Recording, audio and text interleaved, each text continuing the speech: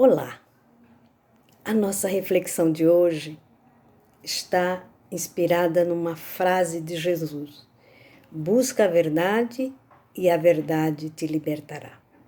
Que verdade é essa? Onde se encontra essa verdade? E aí nós vamos entender, que essa verdade está nos ensinamentos de Jesus.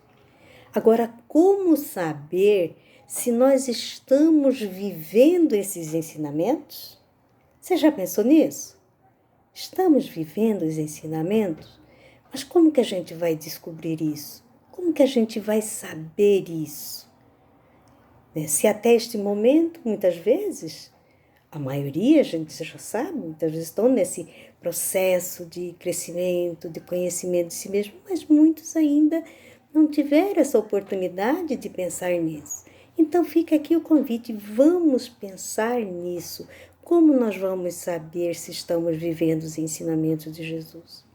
Na família, enquanto filho, enquanto pai, enquanto mãe, enquanto madrinhas, padrinhos, tias, sobrinhos, no ambiente de trabalho, no trânsito, na sociedade. Então, são locais onde nós atuamos, onde nós agimos e reagimos. Aí é uma reflexão, A gente ver se a gente está mais reagindo do que agindo, porque reagir é do instinto. Então vamos refletir sobre isso. Aí a gente começa a perguntar o seguinte, começa com a seguinte pergunta: tem o hábito de rever ao final do dia alguma atitude equivocada? Já pensou nisso? Hoje, seja com os pais, seja no ambiente de trabalho, seja no trânsito, teve algum momento em que depois você pensou, não devia ter feito isso? Quem que está falando pra gente eu não devia ter feito isso? Sendo que você está sozinha ali naquele momento? A consciência. E onde está a lei de Deus? Na nossa consciência. Então, no nosso interior, na consciência, nós temos todas as leis de Deus. As leis que nós estamos vivendo ou não. Então, é nesse conhecimento de si mesmo que nós vamos entender se estamos vivendo os ensinamentos de Jesus. Como nós vamos, no nosso caminhar aqui das reflexões, a gente vai falando e vamos refletindo juntos, ok? Uma dica que nós deixamos aqui, lá no Livro dos Espíritos, na questão 919A, Santo Agostinho, ele narra como foi que ele fez para conhecer a si mesmo e promover a sua autotransformação. É uma dica muito interessante, muito boa e pode ser uma luz para o começo, para quem for começar agora, certo? Então vamos lá. Joana de Ângeles, pela mediunidade de Divaldo Franco, na obra Rejubila-te em Deus, ela nos traz o seguinte ensinamento: o conhecimento da realidade do ser, ou seja, nossa, do ser humano, é de primordial importância para a aquisição da sua plenitude, tanto no estado físico como no espiritual. Todo fenômeno psicológico de renovação começa pela atitude mental. Então, como nós dissemos, é prestar atenção em si. Quais os tipos de pensamento que eu tenho o hábito,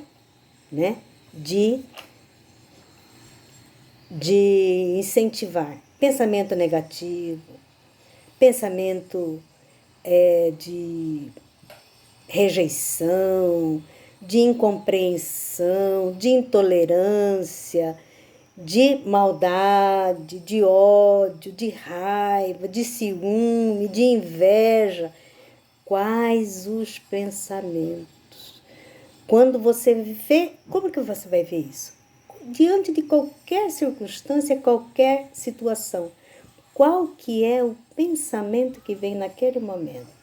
É assim, prestando atenção em nós mesmos. Por isso que nós temos que tirar o foco do outro e prestar atenção em nós, nas nossas atitudes, nos nossos sentimentos, né? Porque desse pensamento vai gerar um sentimento. Então é a gente prestar atenção. Se aconteceu alguma coisa, por que que eu fiquei assim com raiva? Por que que eu fiquei triste? É só observar que tipo de pensamento que veio. Que sentimento, e esse sentimento, como trabalhar isso? Né? Então é a gente começar, é assim que você vai. Ah, aquela palavra dita pelo meu chefe, aquela atitude de um irmão, de uma irmã, na família. A gente sempre fica com foco no outro, é tirar o foco do outro. Por que que essa atitude mexeu tanto comigo? Aí assim a gente vai descobrir. Ah, eu preciso trabalhar a virtude da compreensão. Tá vendo? Então é assim que a gente vai descobrindo em nós. É a gente não focar na atitude do outro, focar em nós. O que aquela situação gerou aquele sentimento. Então aí eu vou descobrir o que eu preciso trabalhar em mim. E esse trabalhar é autoacolher. Ué, se nós somos imperfeitos, nós estamos sujeitos a errar, a ter esses sentimentos, esses pensamentos. O importante é não alimentá-los. É a gente fazer esse trabalho de autotransformação. Porque isso ainda é uma sombra que existe entre nós. E como que a gente acaba com a sombra? Levando luz, não é verdade? Então essa luz também existe dentro de nós. Então aí nós vamos, aos poucos, nos iluminando. Então ela prossegue. Logo depois, pelo esforço de incorporá-lo aos hábitos, a fim de que produza os efeitos que se desejam. Então, é assim, quer dizer, você percebeu, né, fez o trabalho, aí tem que ter o esforço, o movimento da vontade, que essa vontade existe dentro de nós, todo mundo tem, mas em muitos ainda está meio adormecida, mas existe, né? Então é a gente buscar e ter esse movimento de não, eu quero mudar, eu quero me tornar um ser humano melhor. Então eu vou começar a mudar essa minha forma de pensar, essa minha forma de agir. E nesse esforço nós vamos adquirindo esse hábito, até chegar o momento que você já vai agir com naturalidade aquilo que você se propôs. Então, a irradiação mental de cada indivíduo humano expressa a sua conquista evolutiva. Olha só. Então, tudo é a gente perceber que toda conquista, quem vai promover a sua evolução, o seu crescimento, a sua conquista, somos nós mesmos. Nada vem de fora. Tudo depende de nós, da nossa vontade, do nosso empenho em ser um ser humano de bem. Independe da tua religião. Todas as religiões, a lei, qual que é a lei? O que Jesus veio ensinar? A lei de amor, não é verdade? Então, o que nós precisamos é isso, é ter essa vontade, esse desejo de trabalhar em si mesmo. Então vamos lá, prosseguindo com a benfeitura. Na mensagem Necessidade da Autoiluminação, ela diz: transformando-se em conhecedor do que lhe sucede e acontece em volta, supera as paixões emocionais, os interesses egoístas e equilibra-se. Então, é no dia a dia, nos relacionamentos, como nós dissemos, né? No ambiente familiar, no ambiente de trabalho, no trânsito. Vamos percebendo os momentos em que reagimos, movidos pelo instinto. E nós temos que entender, se nós estamos aqui para evoluir, para crescer, para progredir, que todos nós viemos aqui para progredir. Nós podemos estacionar. Se estivermos naquela preguiça de não quer melhorar, não, vou ficar assim mesmo, vai ficar com a síndrome da Gabriela, né? Eu nasci, eu cresci, eu vou morrer assim. Aí é por preguiça, né? Mas poucos são as pessoas que estão nesse processo. Todo mundo muitas vezes está meio perdido, mas quer ser melhor. Quer crescer na vida enquanto ser humano, profissionalmente. Aí vem a questão também aqui muito importante de se prestar atenção em si mesmo. Se nós estamos para crescer, para progredir aqui, nós vamos nos deparar com circunstâncias que nos convidam a desenvolver aquilo que nós estamos precisando. Vamos pegar um exemplo aqui. Né? É uma pessoa que não importa, tá? Isso aqui sem nenhum julgamento. Qualquer pessoa ao fazer essa análise, nenhum julgamento faça de si próprio. A pessoa lá desencarnou, no seu planejamento reencarnatório, ela viu que se equivocou várias vezes em determinada área e ela assume aquele propósito para, naquela existência, trabalhar no desenvolvimento da virtude que combateria. Esse combate não é combate com outro, combate conosco mesmo. Então, vamos supor o exemplo que nós vamos dar, alguém que em suas vidas anteriores ele se deu muito bem no campo intelectual, no campo financeiro, ele foi muito bem sucedido, só que para alcançar essa riqueza material, esse prestígio, essa autoridade, o que for, ele lesou pessoas, ele causou prejuízo a outrem. E quando ele despertou em si, ele viu que precisava corrigir isso, reparar, ele se arrependeu. Aí o que acontece? Nós aprendemos que primeiro é o arrependimento, a expiação e a reparação. Aí ele decide, não, eu quero ser uma pessoa honesta, não quero mais esse tipo de situação. Só que quando a gente reencarna, Deus nos dá a bendita oportunidade e tem a lei de esquecimento. Já pensou o que é você conviver com alguém que você prejudicou, que te prejudicou? Então Deus, na sua misericórdia, apaga da memória. Então é por isso que a atenção a si mesmo tem que ser redobrada. Então, continuando com esse exemplo hipotético que nós estamos dando, aí a pessoa é colocada, né, no ambiente de trabalho, onde for, né, ela vai deparar com uma circunstância que vai ser um incentivo para aquela sua deficiência moral. Aí a gente fala, mas por que, né, Deus permite, coloca essas coisas para ver essa tentação? Ué, como que a criança faz prova na escola?